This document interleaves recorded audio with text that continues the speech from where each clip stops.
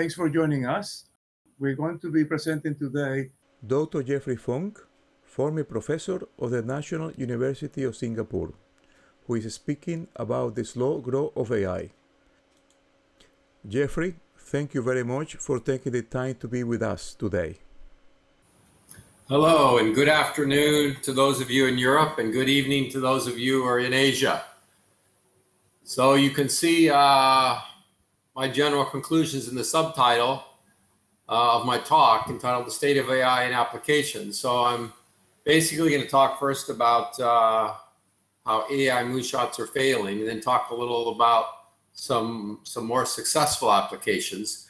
And then I'll end by talking about the big challenges for moving forward. So first of all, the market size is nowhere near the forecast. So this is one consulting firm, PwC, which predicted in 2016 that the market in 2020 would be 1.2 trillion. It was about 17 billion.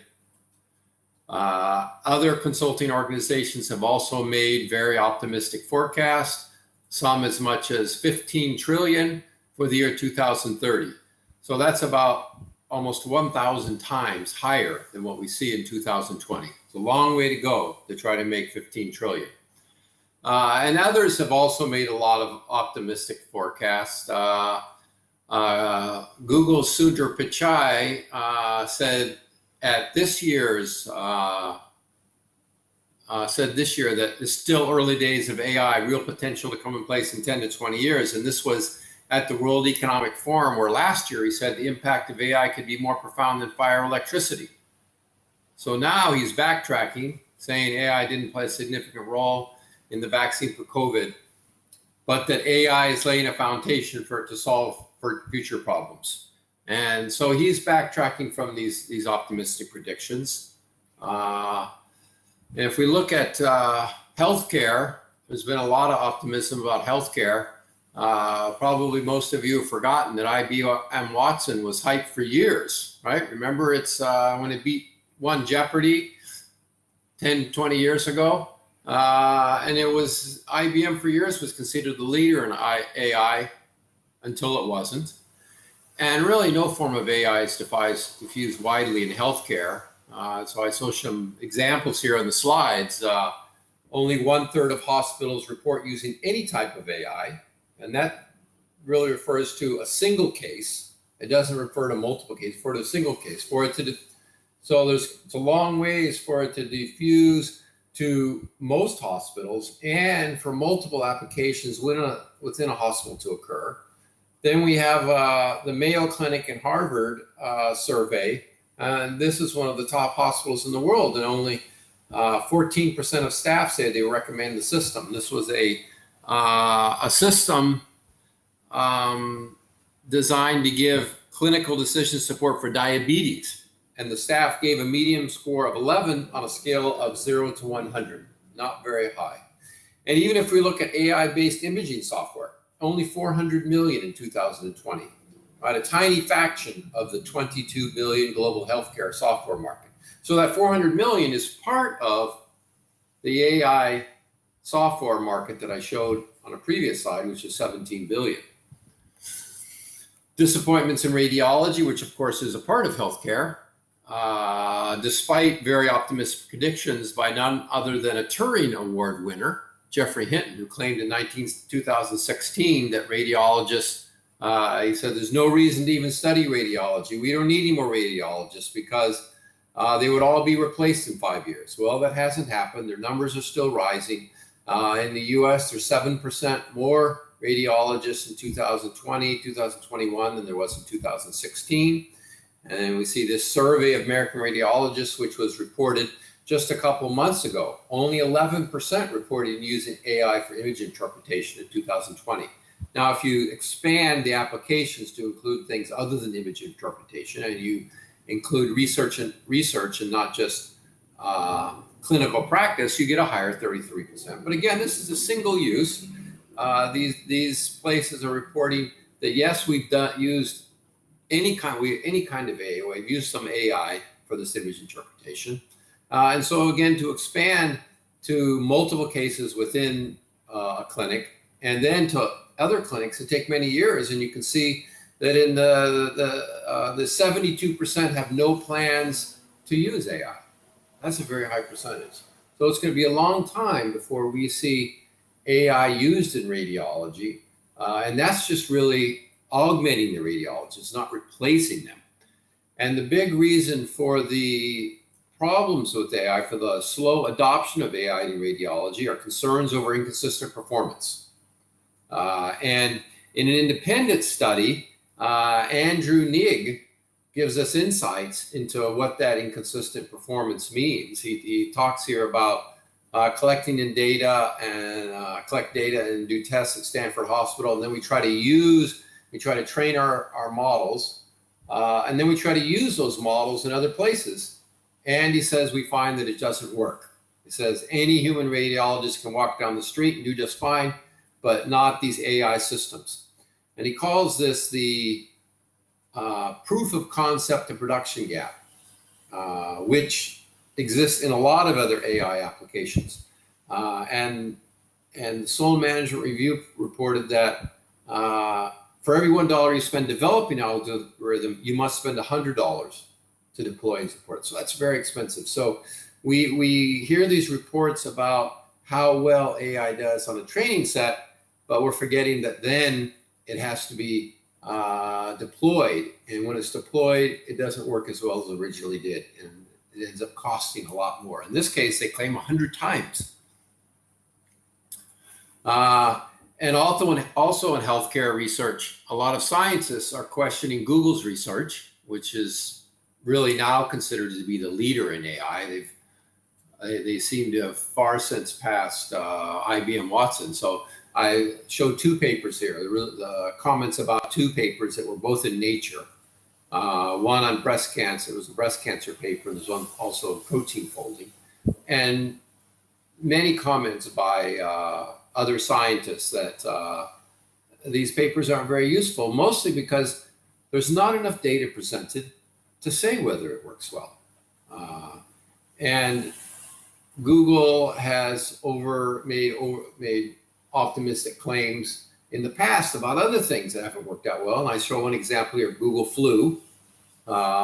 Big claims by Google 5 years ago. There's other claims where Google said that it's in its data centers that they'd used AI to reduce energy use by 30%. Lots of reports of that 5 years ago. You won't hear it say it anymore. A lot of backtracking here of things that don't work as well as they originally were supposed to work. And then another very big optimist, Elon Musk, said in 2016 about autonomous driving, I think we were probably less than 2 years away, which we weren't. By 2018, a lot of people were pointing out that we were still a long ways away. By 2020, there were layoffs, bankruptcies, revaluations, and liquidations. And by 2021, of course, there was the sale of Lyft and Uber sold their autonomous vehicle units that they claimed were the key to their company's future, because they were going to get rid of their drivers and they were going to have these great robo-taxis that were then going to make the company profitable. Well, it hasn't worked out that way. And this is despite the fact that hundreds of billions have been spent on R&D, hundreds of billions. It's a huge amount of money. And we also see comments by MIT task force announcing mid-2020 that it will take at least a decade. So even if autonomous vehicles succeed in one place, it takes a long time for them to succeed big time in that place and then diffuse to other places. And we saw that example earlier in this deployment, right? It cost $100 to deploy after you spend $1 for every $1 you spend training them all. So it's going to take a long time for these autonomous vehicles to succeed, even if they do succeed. And my question, I ask an additional question is, well, what do we get if these vehicles succeed? Because the problem with these robo-taxis, problems with these ride-sharing, is they lead to congestion, right? All of these Uber and Lyft services, they've increased congestion. Well, robo-taxis will do the same way. So the basic problem in transportation is not the driver, it's congestion. And that's what ride sharing, and that's what autonomous vehicles, that's what AI should be targeting, not trying to get rid of the driver, trying to reduce the congestion, trying to enable us, trying to reduce the time it takes us to get between our source and our destination. Another moonshot, OpenAI's GPT-3, which, like autonomous vehicles, is really a wonderful thing. It really is amazing how well it works. I mean, you look at it and think, wow, this is really cool. The problem is it doesn't seem to work well enough to add value. So we see some problems here that a lot of people have pointed out, giving nonsensical answers, calling these language models sarcastic parrots because they just echo what they hear. Now, perhaps they'll work in chat boxes, right? There's a lot of hype about chat boxes. I have not found them very useful, but I recognize that when I'm looking for something and I go to a chat box, I'm usually looking for something that's hard to find. So a lot of these chat boxes are just telling you something that's simple.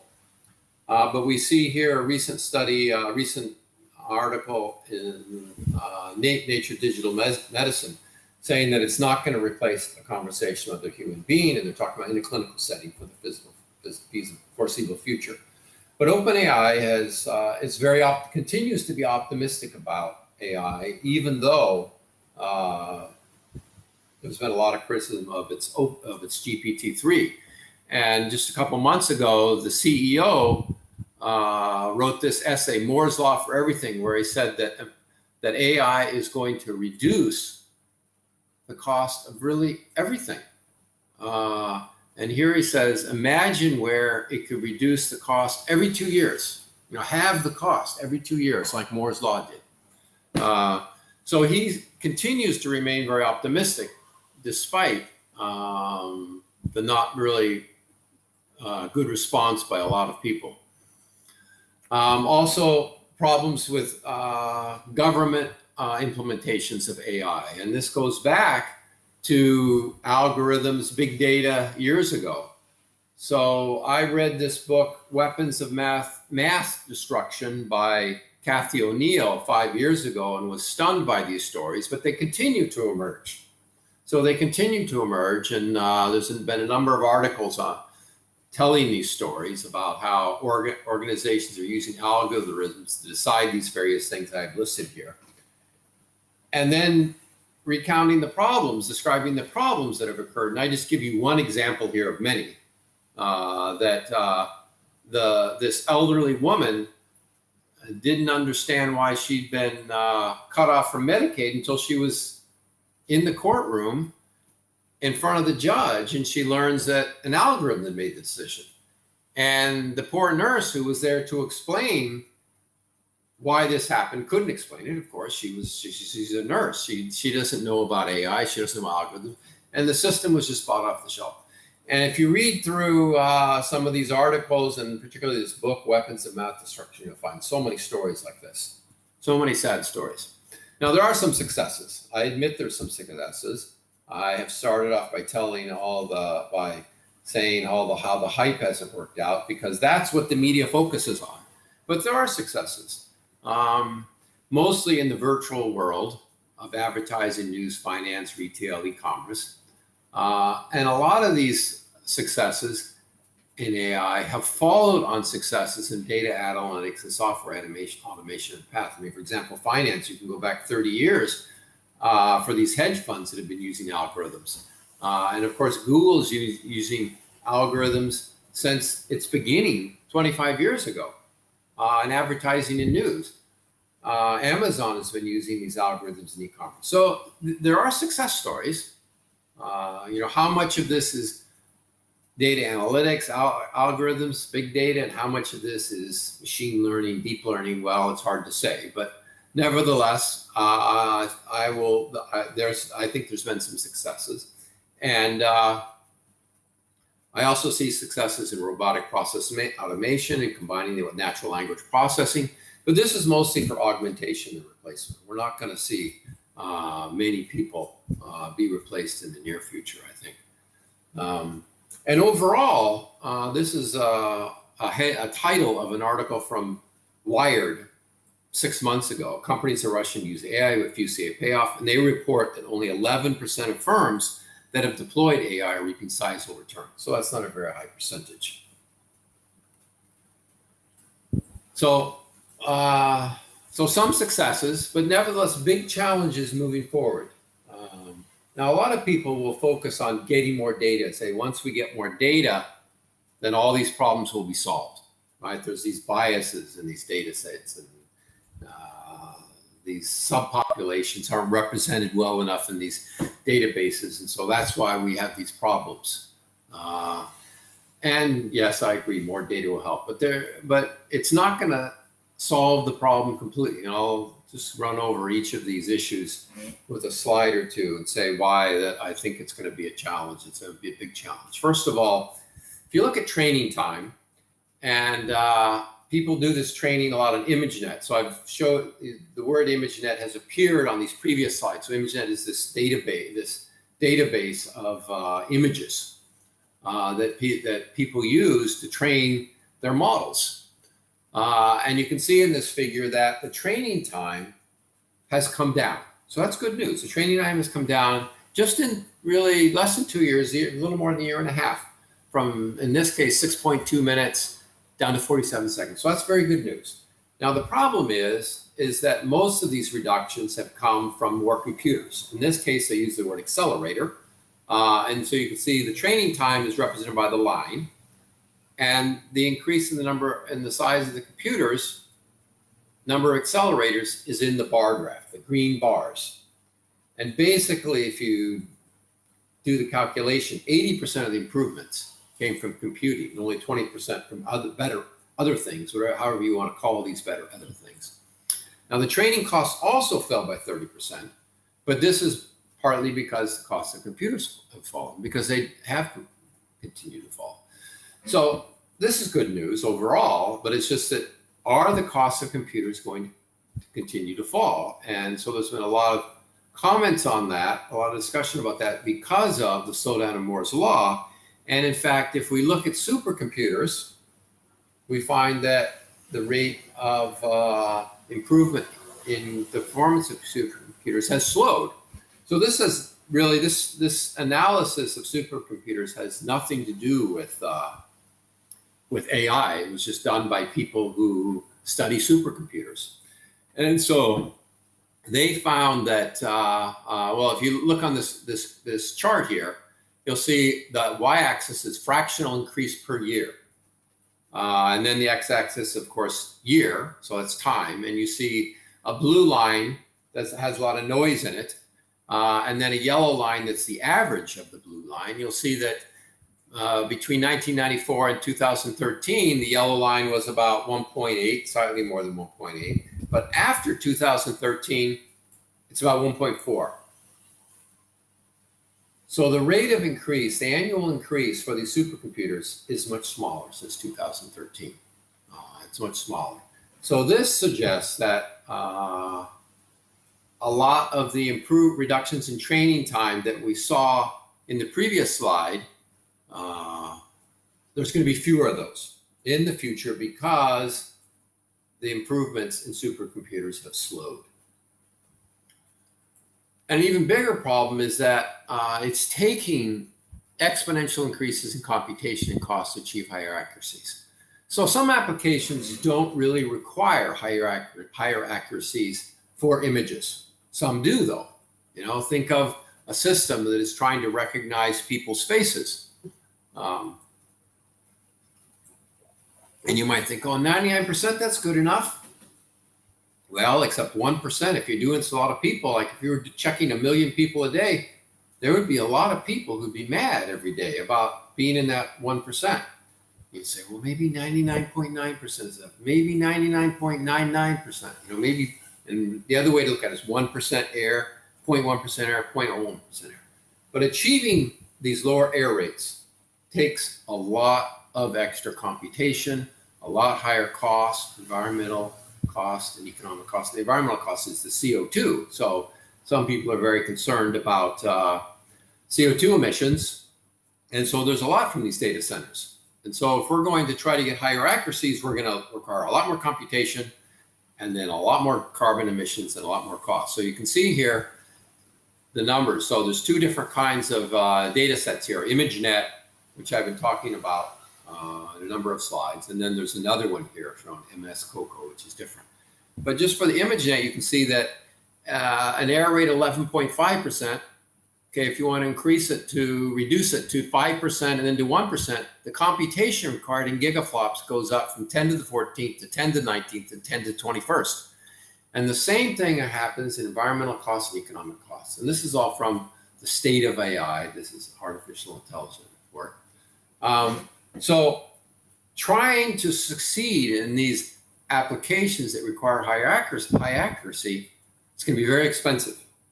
And of course, there are some applications like that. Not all applications are this way, but we want to probably aim for applications that don't require higher accuracy.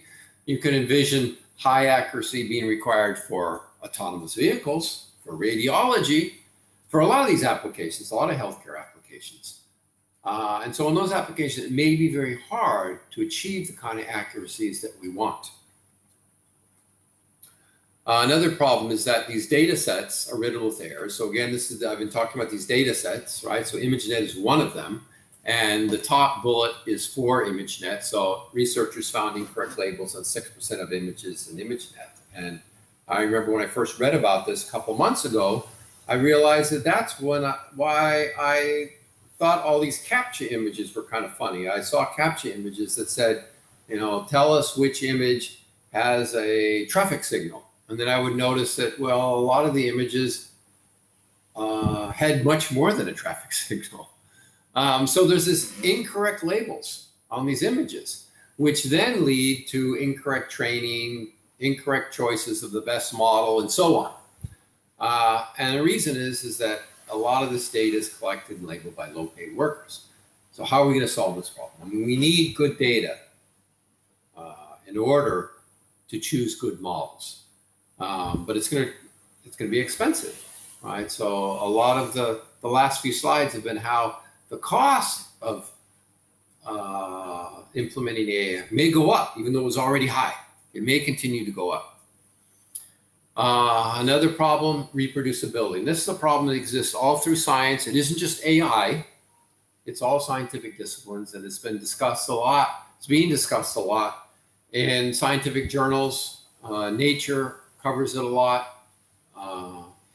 And for machine learning, one study, I think this is from Nature's Machine Intelligence Journal. They found that 85% of the studies using machine learning to detect COVID. So it was specific types of just for detecting COVID, failed to reproducibly test.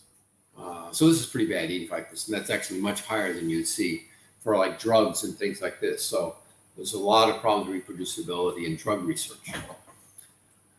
And then, and as you can see in the next bullet, according to the Nature editorial, biomedical literature is littered with these studies. So this is a problem that exists throughout science, but it's a problem that's going to plague machine learning and AI because we want to be able to build from these academic studies. We want to be able to use data sets from one study to do another study to actually implement AI.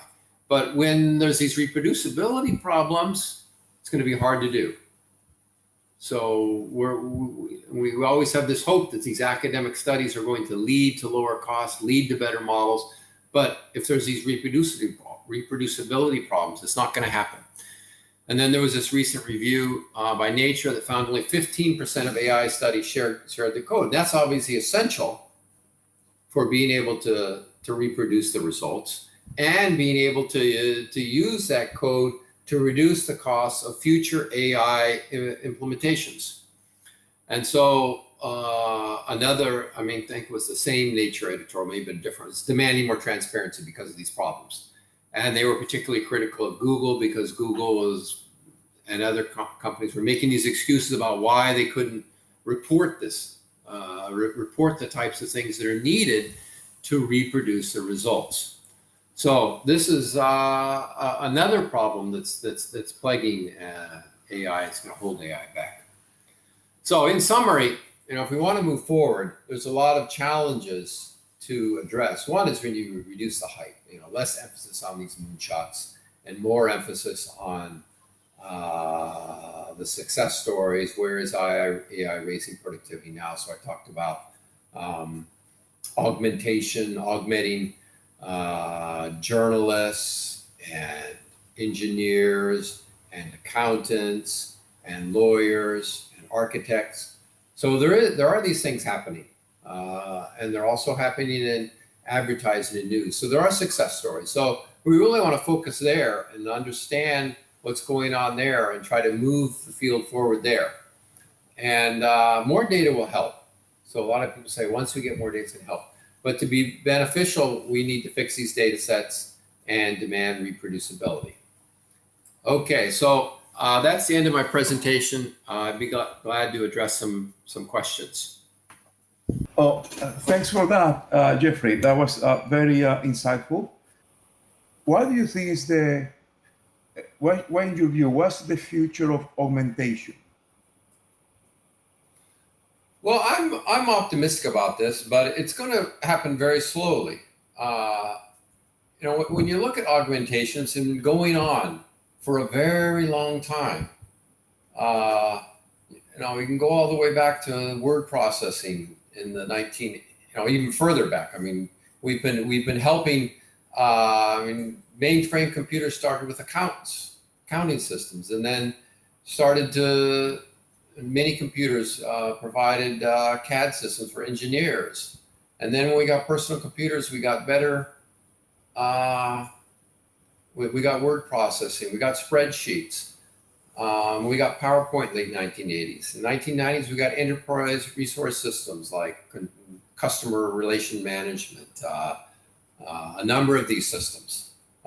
So we have seen augmentation working for many, many, many years. And sometimes some workers, of course, some types of occupations have disappeared, like secretaries, or almost disappeared, like secretaries and bookkeepers and data entry. So some of these jobs have disappeared, but in general, there's been this very gradual augmentation, better tools for workers. And we're going to see that continue to happen.